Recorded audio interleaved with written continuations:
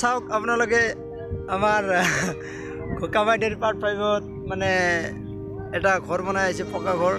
চ' তাৰ বাবে ইটৰ প্ৰয়োজন হৈছিল। চ' বাহিৰৰ পৰা ইট লৈ আহিছে এই ডাম্পাৰৰ দ্বাৰা।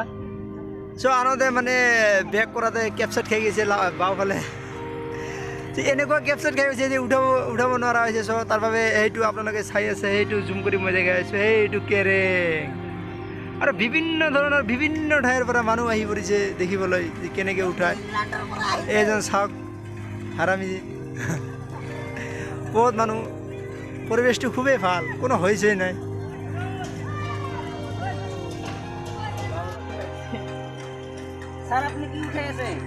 যদি পৰি যায়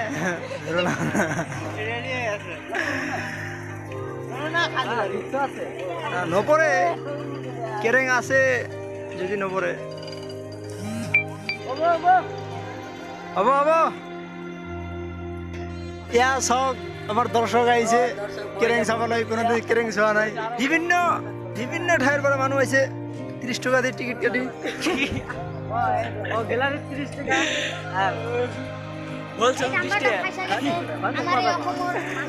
কি যে হ'ব ক'বই নোৱাৰি। যদি ক'ব নোৱাৰি এই গাড়ীখন, এই ডাম্পাৰখন যদি বাওঁফালে পৰি যায় তেনেহ'লে ভাবকচোন। এইপিনে তাৰ আছে, এই তাৰ গোটেইখিনি যাব।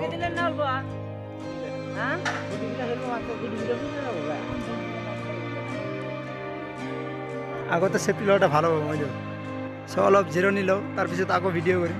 ট্ৰেঙেদি সেই যে টচন লগাই আছে।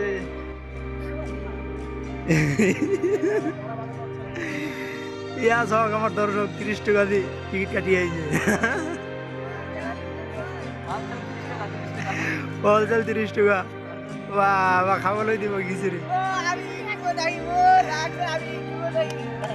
আপোনালোকৰ ফালে যদি কেতিয়াবা এনেকুৱা গাড়ী কেপচাইট খায় তেনেহ'লে এনেকুৱা কেৰেং যদি কণ্টেক্ট কৰিব লাগে কমেণ্ট কৰি জনাই দিব। চাওক এয়া চাওক উঠি আছে লাহে লাহে। কিমান সুন্দৰ পৰিৱেশ।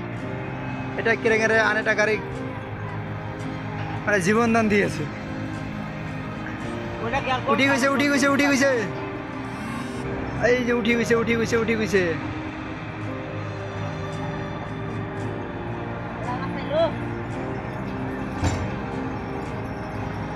টেনশন নাই আর উঠে গেছে।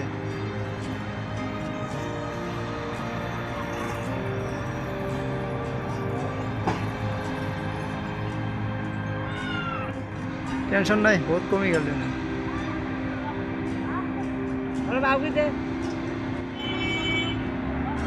যা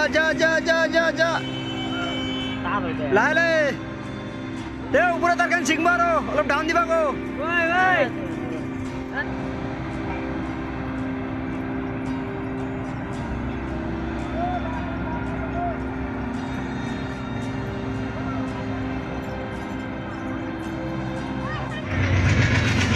ইয়া চাওক ইয়াৰ ওচৰতে ৰেল লাইন আছে।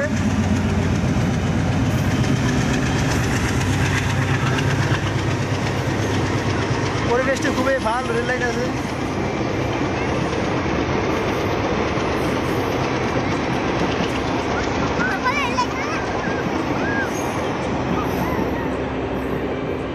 বাস কাম হয়ে গেল।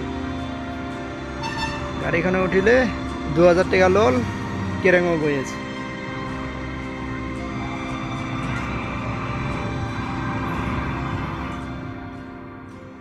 তামাশা শেষ।